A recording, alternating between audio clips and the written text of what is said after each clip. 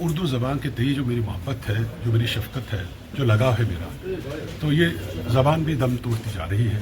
اس لیے میں نے بالکل سال اور آسان زبان جو ہے، جسے 8ویں جماعت کا بچہ بھی پڑھ سکتا ہے اور اس کو ڈکشنری کی ضرورت نہیں پڑے گی، میں نے اس حساب سے اس کو لکھا ہے، سیدھے سادے الفاظ میں لکھا ہے، اور میں نے کشمیری ہوتے ہوئے صرف کشمیر اور کشمیری معاشرے کی بات کی.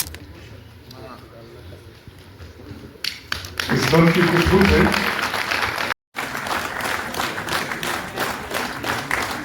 اکثر ہمارے ہاں افسانے کے بارے میں یہ تصور ہے کہ افسانہ جھوٹ کا دوسرا نام ہے، جیسے اکثر ہم کہتے ہیں حقیقت یا افسانہ. لیکن میں نے یہ سارے افسانے مجموعی اعتبار سے حقیقت کے بہت قریب پائے. یہ کتاب جو ہے یہ حادثاتی طور ہم نے پرنٹ کروائی. ایکچولی تھا کہ میرا ارادہ نہیں تھا کتاب کبھی بھی چھپنے کا، کیونکہ میں تھوڑا سا غیر مستقل مزاج کا آدمی ہوں. میری 30 سال کی شاعری کا مجھے کچھ پتہ نہیں، کہاں گئی مجھے یاد نہیں، میری کہانیاں کہاں ہیں مجھے پتہ نہیں. وہ ایک میرے دوست ہیں ظہور حیرامی کر کے، جنہوں نے میری یہ کہانی ان کو بھیجتا تھا، تو انہوں نے جمع کر کے ایک دن آیا کہ بھیا اب پرنٹ کر دو، کتاب ہو چکی ہے.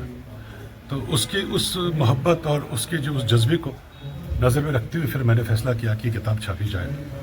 دیکھیں، ہم ایک کنفلکٹ زون میں رہتے ہیں جہاں بات کرنے پر، سیدھی بات کرنے پر آپ کو گدگن ہے. جب کنفلکٹ کہیں ہوتا ہے تو وہاں طرح طرح کے مسائل پیدا ہوتے ہیں، سائیکولوجیکل مسائل پیدا ہوتے ہیں، الگ الگ ایشوز جو ہے سوسائٹی کو پریشان کرنے لگتے ہیں. میں نے ان ایشوز کو دیکھا ہے، ان میں کئی سالوں کو میں نے محسوس کیا ہے، کئی سے میں خود گزرا ہوں، اور ان سب چیزوں کو میں نے مناسب سمجھا کہ ان کو چھوٹی چھوٹی کہانیوں کی صورت میں پیش کیا جائے. مقصد وہ تھا کہ ایک سوسائٹی کو جگانا کہ ہم لوگ کہاں جا رہے ہیں.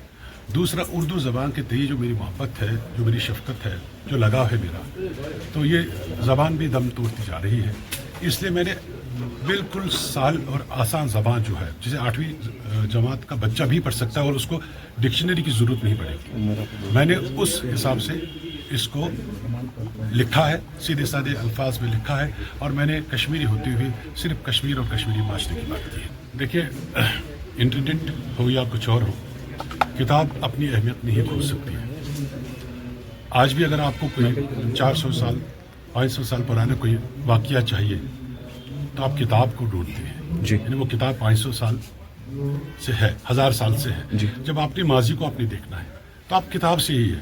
نو ڈاؤٹ کہ اب لوگوں میں جو پڑھنے کا جو ایک شوق ہے وہ ختم ہو چکا ہے. انٹرنیٹ کی اپنی کچھ خصوصیات ہیں، لیکن اس کی اپنی کچھ سائڈ ایفیکٹس بھی ہیں، جس میں یہ ہے کہ لوگ اب پڑھتے نہیں ہیں، کتابیں کھولتے نہیں ہیں. لیکن انٹرنیٹ سے اگر پڑھنے والے کسی بندے کو دیکھے جائے، آپ دیکھ لیجیے گا، اس کی سپیلنگ آپ دیکھ لیجیے، اس کی ہینڈ رائٹنگ آپ دیکھ لیجیے، اس کی میموری دیکھ لیجیے. جب تک آپ کتاب نہیں پڑھیں گے آپ کو یاد نہیں رہے گا، آپ کتنا بھی لیپ ٹاپ سے پڑھیں. میں نے یہ جو میرے افسانے میں نے بھی لکھے، میں نے کاغذ پہ نہیں لکھا ہے، میں نے موبائل کے کی بورڈ پہ یہ لکھا ہے اور موبائل میں سیو کرتا رہتا تھا. کبھی فیس بک پہ چڑھاتا تھا کچھ افسانے، بعد میں نے وہ بند کر دیا. لیکن کتاب اپنی اہمیت نہیں کھو سکتی. جتنے بھی لوگ ہیں لکھنا چاہیے، لکھنے کی کوشش کرنی چاہیے. اور جس دن آپ کو لگتا ہے کہ میری یہ تحریر یا میرا یہ جو پروجیکٹ ہے یہ تیار ہے، وہ چھاپ دیجیے. اس میں کوئی اتنا وہ ہے کہ خرچہ اتنا نہیں کہ ایک عام آدمی برداشت نہیں کر سکتا.